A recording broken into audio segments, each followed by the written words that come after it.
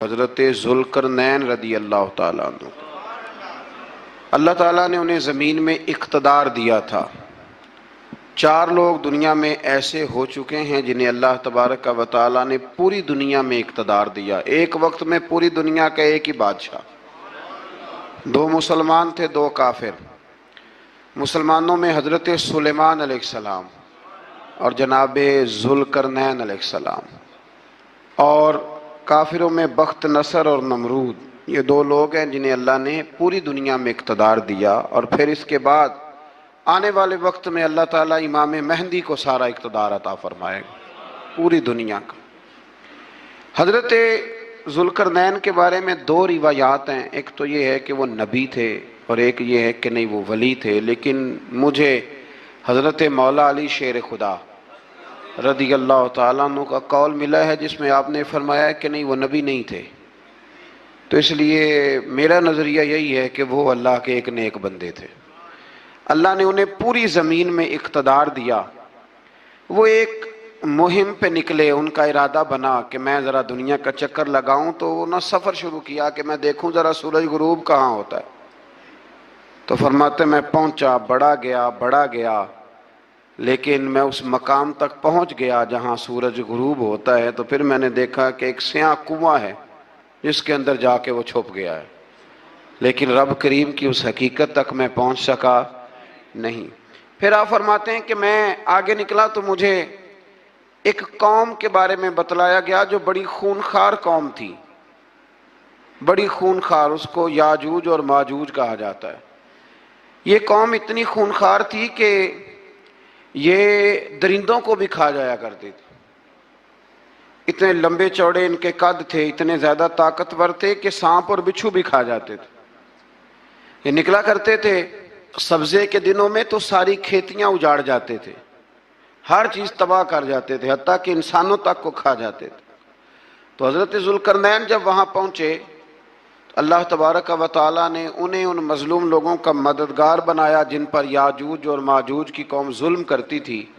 انہوں نے آپ سے کہا کہ حضور مہربانی فرمائیں، اس قوم سے تو ہماری جان چھڑائیں۔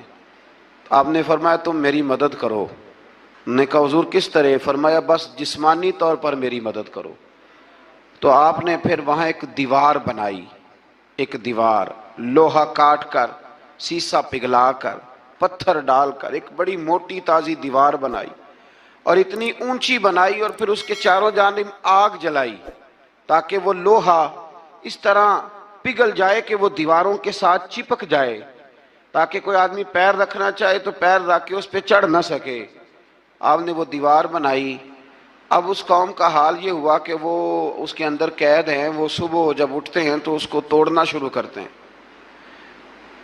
توڑتے رہتے ہیں، تو جب شام ہوتی ہے تو ان میں سے ہر روز ایک شخص کہتا ہے اتنی رہنے دو، باقی کل کریں گے۔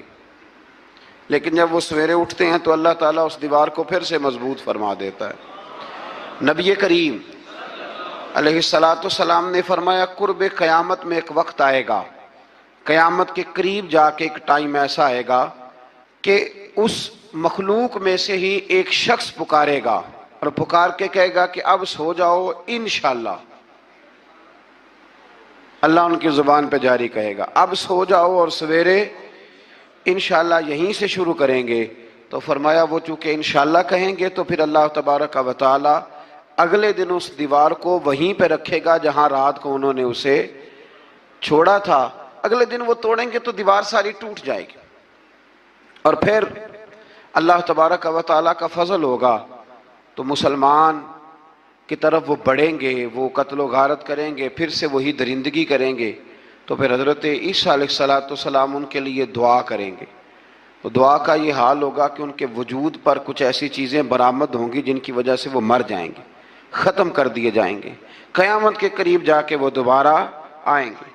اس کے بعد پھر اللہ تبارک و تعالیٰ نے سورہ کہف کی آخری آیات میں 7 سمندر اور ان جیسے اور بھی آ جائیں، فرمایا 7 سمندر ہوں اور ان جیسے اور بھی آ جائیں، اور مل کر وہ روشنائی بن جائیں تو میرے رب کے کلمات ختم ہونے سے پہلے سمندر ختم ہو جائیں گے۔ اور آخری آیت میں اللہ تعالیٰ نے فرمایا کہ اے رسول صلی اللہ تعالی علیہ وسلم آپ کہہ دیجئے کہ میں تمہاری طرح ہی ایک بشر انا بشر مثلکم، میں بھی تمہاری طرح ایک۔ اب مثلکم کا بہت سارے لوگوں نے ترجمہ اپنی طرح کا کر لیا ہے، حالانکہ حضور صلی اللہ تعالی علیہ وسلم نے فرمایا کہ بشر ہونے میں میں تمہاری طرح ہوں، رسول ہونے میں تمہاری طرح نہیں، اللہ کا حبیب ہونے میں تمہاری طرح۔ اور وہ یہ جو میں کہہ رہا ہوں نا نہیں، تو یہ صحیح بخاری کے لفظ ہیں، حضور نے فرمایا ایکم مثلی، کون ہے تم میں جو میری طرح ہو، یہ صحیح بخاری کے لفظ ہیں۔ اللہ تبارک و تعالی سمجھنے کی توفیق عطا فرمائے۔ پھر اس سے آگے سورہ مریم شروع ہوتی ہے۔ اس صورت میں اللہ تبارک و تعالی نے حضرت زکریا علیہ السلام کا ذکر فرمایا ہے کہ وہ لا ولد تھے اور بڑھاپے کی عمر کو پہنچ چکے تھے۔ انہوں نے اللہ تعالیٰ سے اولاد کی دعا کی جو ان کا اور آل یعقوب کا وارث ہو، تو اللہ تعالیٰ نے انہیں بیٹے کی بشارت عطا فرمائی جس کا نام انہوں نے یحییٰ رکھا، بلکہ یہ نام انہوں نے پہلے سے رکھ لیا تھا، یہ یحییٰ نام انہوں نے پہلے سے رکھ لیا تھا۔ مجھے اب لوگ کس سینس میں مسئلہ پوچھتے ہیں یہ نہیں مجھے بتا، لیکن مجھ سے ایک دوست نے کچھ دن پہلے پوچھا کہ پیدائش سے پہلے بچے کا نام رکھنا جائز ہے، تو میں نے انہیں کہا کہ ہاں، آپ سورہ مریم پڑھیں گے تو آپ کا اندازہ ہوگا کہ حضرت زکریا نے بیٹے کا نام پہلے ہی رکھ دیا تھا، کیونکہ انہیں یقین کامل تھا کہ رب کریم مجھے بیٹا ہی عطا فرمائے گا۔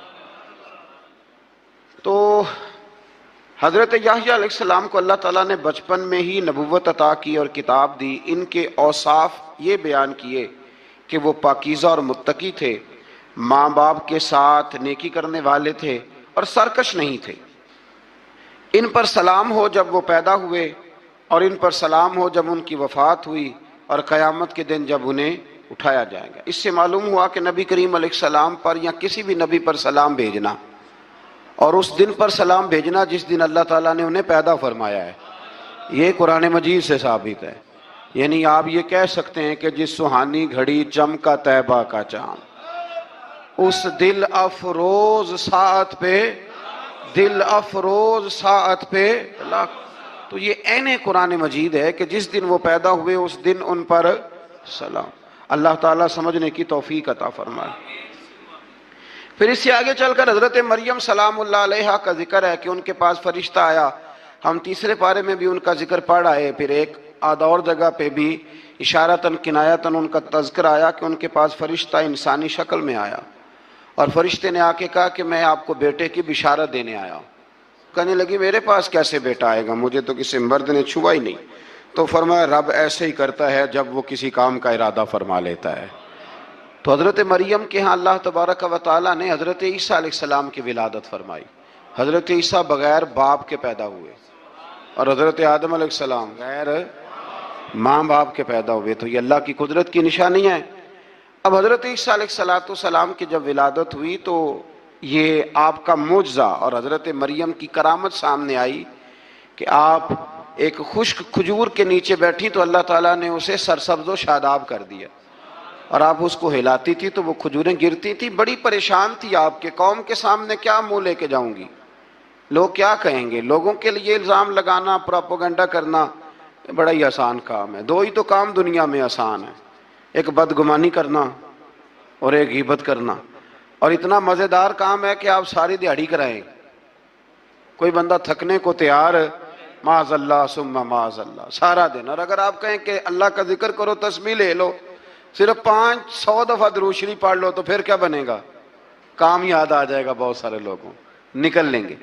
کبھی کبھی کچھ چیزیں بڑی یاد رہ جاتی ہیں۔ ایک شاعر نے ایک شعر کہا تھا، میری تھوڑی سی شعری ذوق ہے تو مجھے دلچسپی ہے، رہ جاتی ہیں کچھ باتیں ذہن میں۔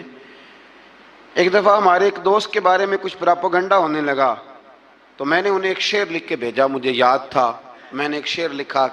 کسی شاعر نے کہا تھا کہ مخلوق تو فنکار ہے اس درجہ کے پل بھر میں، سنگے در کعبہ سے بھی اصنام تراشے۔ کعبے کے اندر سے مٹی لے کے لوگ بت بنا لیتے ہیں اور اللہ کا شریک بناتے ہیں۔ تو کہنے لگا شاعر کہ مخلوق تو فنکار ہے اس درجہ کے پل بھر میں، سنگے در کعبہ سے بھی اصنام تراشے۔ تم کون ہو، کیا چیز ہے داغ کبابی، لوگوں نے تو مریم پہ بھی الزام تراشے۔ لوگ تو منٹ لگاتے ہیں، وہ جو رہی مسجد میں، پلی مسجد میں، لوگوں نے الزام لگانے کا وقت آیا تو الزام لگا دیا، سید عائشہ صدیقہ پہ لگا دیا۔ صدیق کی بیٹی اور صدیقہ. آپ سوچ سکتے ہیں کہ لوگ کہاں تک جاتے ہیں اور باتیں کہاں تک پہنچتی ہیں. تو یہ میرے رب کریم کا فضل اور کرم ہے کہ جناب مریم کی برات کا اعلان بھی قرآن نے کیا اور حضرت عائشہ صدیقہ کی برات کا اعلان بھی قرآن پاک نے فرمایا. یہ بھی قرآن مجید نے فرمایا ہے. اور کل پرسوں بھی بات ہو رہی تھی حضرت یوسف علیہ السلام کی، تو الزام تو لگتے رہتے ہیں. تو میں نے اس دن بھی سوال کیا تھا، پھر دہراتا ہوں کہ غلطی کیا تھی حضرت یوسف کی. کبھی کنواں اندھیرا، کبھی بھائیوں کے تھپڑ، کبھی مصر کا بازار. اور ذرا سوچو تو صحیح، جب بولیاں لگتی ہیں انسان کی تو کیا حال ہوتا ہے. اور پھر ذرا یہ بھی تو دیکھو نا کہ جب زلیخا نے الزام لگایا تو پھر کیا حال ہے. اور پھر 12 سال کی جیل پر رب فرماتے ہیں شانیں میں نے یوسف کو ہی عطا فرمائی ہیں. تو حضرت مریم سلام اللہ علیہا جب وہ بیٹا لے کے گئی ان کے پاس تو انہوں نے کہا یہ کہاں سے آ گیا. تو آپ فرمانے لگی میں نے تو چپ کر روزہ رکھا ہوا ہے، اسی سے پوچھ لو یہ کہاں سے آیا ہے. یہی بتائے گا. پنگوڑے میں تھے حضرت عیسیٰ علیہ السلام، پنگوڑے میں. تو قرآن مجید کہتا ہے کہنے لگے قال انی عبد اللہ. حضرت عیسیٰ بولے اور بول کے کہنے لگے میں اللہ کا بندہ ہوں. اور آتانی الکتاب، خالی نہیں آیا، کتاب ساتھ لے کے آیا ہوں. وجعلنی نبیا، اور اس نے مجھے نبی بنا کے بھیجا ہے. تو حضرت عیسیٰ علیہ السلام پنگوڑے میں ہیں تو کلام فرما رہے ہیں، اپنے نبی ہونے کا اعلان فرما رہے ہیں. اب اس بندے کے قریب جا کے اس سے سوال کرنے کو دل نہیں کرتا جو نبی پاک کے بارے میں کہتا ہے 40 سال کے بعد نبی بنے. یہاں پنگوڑے میں حضرت عیسیٰ کلام کریں، پنگوڑے میں، اور وہ پنگوڑے میں کہے میں نبی ہوں. اور تو اپنے رسول کے بارے میں یہ کہے کہ بکریاں چرا رہے تھے تو معاذ اللہ انہیں پتہ ہی نہیں تھا کہ میں نبی بن جاؤں گا. ایسی کوئی بات نہیں. اعلیٰ حضرت فرماتے ہیں اللہ اللہ وہ بچپنے کی پھبن، یعنی بچپن میں بھی رنگ ڈھنگ نرالے تھے میرے رسول کے. اللہ اللہ وہ بچپنے کی پھبن، اس خدا بھاتی صورت پہ لاکھوں سلام، اس خدا بھاتی صورت پہ. اور مرحوم اعظم چشتی نے بھی ایک جملہ بڑا خوبصورت کہا، اس نے کہا تیری حیات پاک کا ہر لمحہ پیغمبر لگے. تیری حیات پاک کا ہر لمحہ پیغمبر لگے.